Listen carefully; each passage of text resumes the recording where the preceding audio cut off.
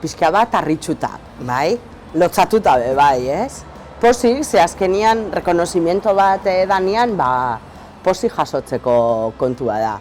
Baina, pentsatzen dut, nire moduan, beste amaikatxo persona dauzela Ibarren, egon leikesenak egun horretan, ez? Rekonozimiento hori jasotzen. Eta, bueno, ez dut pentsau, sagardo pixka bateran, txistorria jan, baina ez dut lan ezer berezi pentsau ez.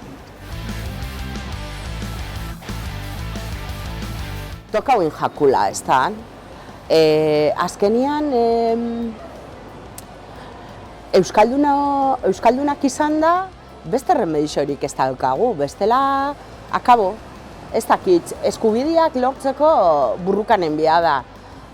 Hori emakumeok ondo dakigu, ez da? Inok ez detzu emoten ezer. Eta ni gaztetxuan nintzanean, herrixen esan entzutzen apenas euskerarik edo gupez genduan nintzen, orduan zeo zerren biazan, eta orduan, ez dakit, barrutik sortze jatzun zeo zerra, ez dakit. Igual etxian behasotakua, ez? Aitxan gandik eta hola, baina ez dakit, beste batzu behasotzen dabe eta ez dira implikatzen. Baina pentsatzen dut, gitxio entzutzen dela, egon dela holan gorutza egin dau eta gero hor badauela atzerakada bat edo geldiun bat egon dela, ez? Gauzak ja, egin da dauzela, pentsatzen dugula, ez da? Umiak eskolan ikasten dabe, eta badauela holako bertan goxo egotia, ez? Eta ni oso keskatuta nau. Eta oso keskatuta nau baitza kalidadiakin be.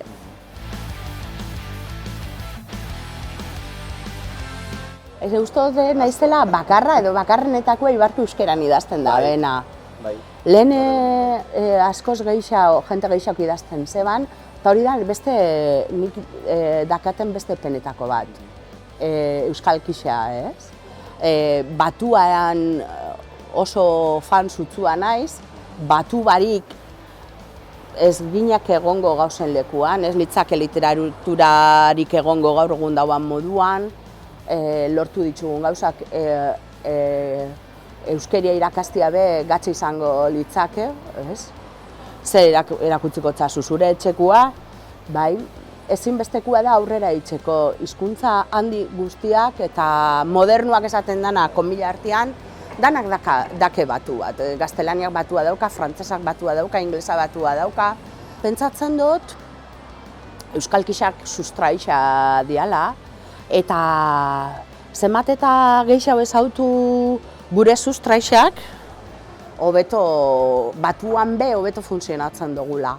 Gu gainera, Eibarren dakagun zuertia da, dana dauela jasota, dana dauela ikertuta, erramintza oso naditxuguz, beste toki batzuetan ez dakenak, ez? Eta orduan, pentsatzen dut gehiago inbiako litzakela, landu inbiako litzakela gehiago edo ez dakit.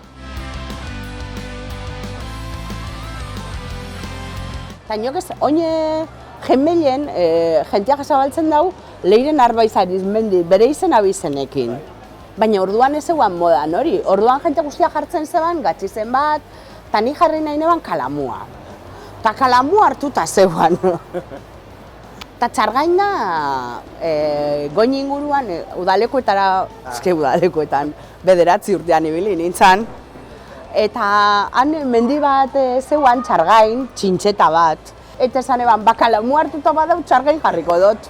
Eta holan geratu zen, eta orduan korreo elektronikoa txargain zanez, eta gero bloga zabaltzerakoa kalamuatik, kalamua Eibar da, eta txargainera jarri netzan hori. Ez ahaztu, euskararik onena hitz egiten dena. Oso rollo ona egon da oin urte batzura arte, ez da? Euskaldunen artean.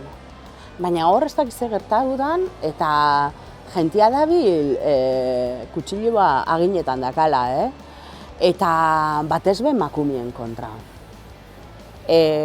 anonimoa pe asko daoz, eta anonimo batzuk dira lotzatu itzen diranak izen abizenekin jardutziaz, ez? Baina beste batzuk anonimoa dira min emoteko.